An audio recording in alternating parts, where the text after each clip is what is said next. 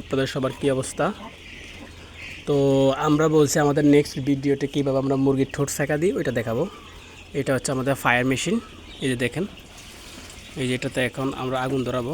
এই যে এইখান দিয়ে গ্যাস হালকা একটু ছাড়ার ফলে এই যে আওয়াজ শুনতে পাচ্ছেন আপনারা।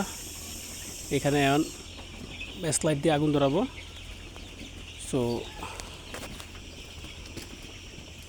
এই যে আগুন ধরানো শেষ আমাদের, এখন একটা পিছিয়ে দেবো আর কি আমরা। এই যে আমরা পিছে বসানো শেষ এটাকে, এবং এই যে একটা আমরা সনাতন প্লেট বানিয়েছি, এটার মধ্যে গরম হবে। এই যে এই জায়গাটা গরম হবে এবং গরম হওয়ার পর লাল হয়ে যাবে, এবং এখানে আমরা মুরগির ঠোঁট ধরবো, শুধু সেঁকা দিব। এবং আমরা আপনাদেরকে আমি দেখাচ্ছি একটা মুরগি দিয়ে। দেখেন এই যে আমরা একটা মুরগি ধরছি, এই যে এটাকে ধরবো, এইভাবে মাথার মধ্যে ধরবেন আর এই সময় এইভাবে চাপ দেবেন। এই যে দেখেন, এই যে ঠোঁটটা কাটা শেষ,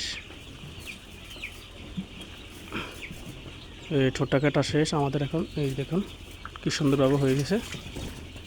এভাবে আপনারা এভাবে মুরগির ঠোঁট সেঁকা দেবেন, আশা করি ভালো রেজাল্ট পাবেন। আবার 1 মাস পর আবার ঠোঁট সেঁকা দিতে হবে। এটা হচ্ছে সনাতন পদ্ধতির ঠোঁট সেঁকা দেওয়া। ধন্যবাদ।